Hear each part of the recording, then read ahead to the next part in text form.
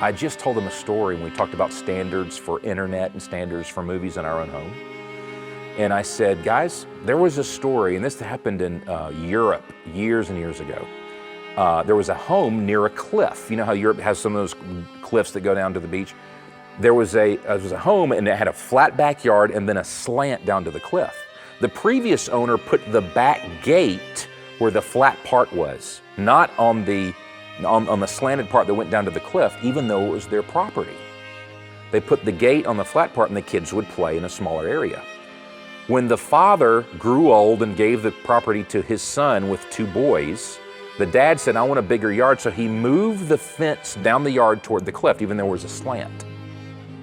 He said, Dad, my father was too strict, too legalistic with that property. I'm gonna move the fence down. And then later when the boys got older, 12 and 13, he moved it down almost to the cliff, okay? So one day his boys are playing in the backyard and they're racing down the yard to the fence where the slope was. They were running too fast, and when they hit the fence, they went over the fence and fell to their death. Why?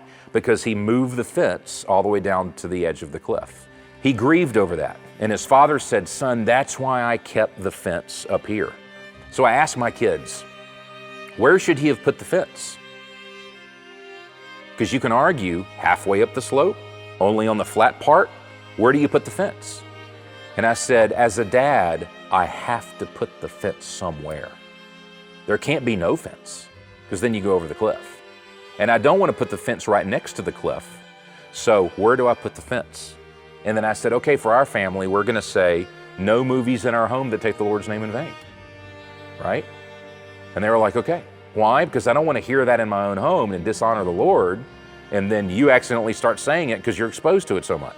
On their phones, we agreed I'm going to put a parental limit of the things that they can see on their phones. When they go to YouTube, when they go to Facebook, you know, there's a limit. And I said, because, do you understand, for your protection, spiritual and mental protection, I have to put a fence somewhere because there is a cliff, right?